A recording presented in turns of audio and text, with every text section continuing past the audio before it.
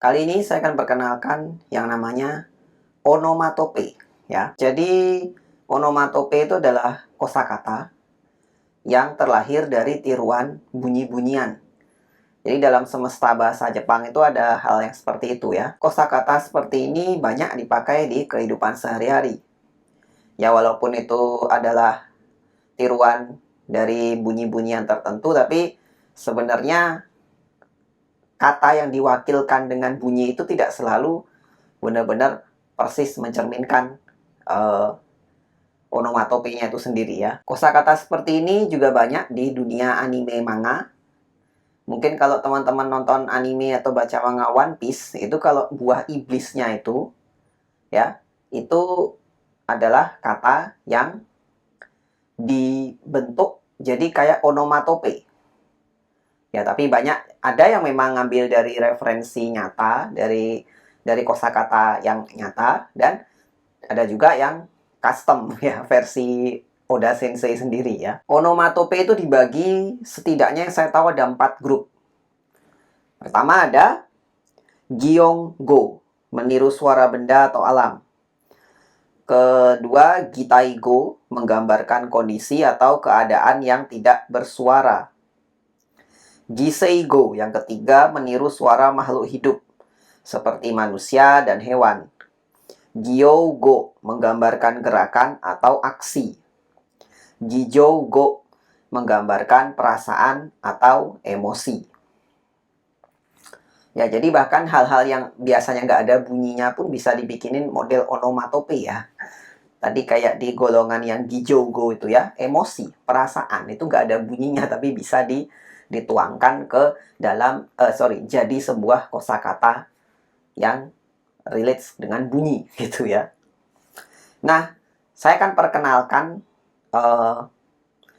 onomatope 5 saja, tapi yang paling sering dipakai ya. Paling tidak setahu saya sering dipakai, dan juga berdasarkan grupnya yang tadi itu dia masuk ke grup yang mana ya. Langsung saja ya, ada peko-peko. Peko-peko itu bunyi, tiruan bunyi kalau perut tuh lapar katanya. Ya. Jadi ada onaka ga peko-peko itu mungkin sama artinya kayak onaka gitu ya, lapar. Mereka tidak punya kosakata lapar. Punyanya adalah perutnya kosong. Onakatsuita itu perut kosong. Aduh, perut saya kosong nih, maksudnya lapar gitu ya. Onaka peko-peko, nah gitu juga ya. Itu artinya lapar ya. Dia masuk ke kelompok Gitaigo ya, menggambarkan kondisi tubuh. Ya kan harusnya nggak ada suaranya ya. Ya walaupun kalau kita lapar kadang ada bunyi yang wok gitu kan. Oke, contoh penggunaan ya, maksudnya tadi ya yang paling gampang, onaka ga peko-peko da. Perutku sangat lapar ya. Jadi laparnya tuh lapar sekali gitu ya. Nah, kedua adalah waku-waku. Waku-waku. Nah, waku-waku itu artinya adalah bersemangat, antusias.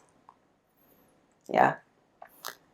Ini masuk ke kelompok Gijougo, menggambarkan perasaan, emosi. Ya. Contoh penggunaan misalnya gini, Ashita no ryoko ga tanoshimi de waku-waku shiteiru.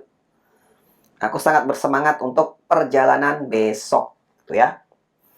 Ya. Nah, seperti itu untuk waku-waku. Kemudian yang ketiga, doki-doki. Ya. Doki-doki itu jantung berdebar gitu ya, tapi biasanya karena gugup ya, bukan karena sakit gitu ya. Gugup, atau kadang kalian kalau teman-teman kalau lagi bersemangat banget gitu kan, ada suatu dinantikan itu kayak deg-degan juga. Ada perasaan gitu kan. Itu doki-doki juga bisa dipakai dalam kondisi seperti itu ya. Doki-doki itu masuk ke kelompok Gijougo, menggambarkan perasaan ya. Contoh kalimat misalnya, Hajimete no speech taikai de doki-doki suru. Hajimete no speech taikai de doki-doki suru. Ya, gugup karena apa? Pertama kali speech taikai ya.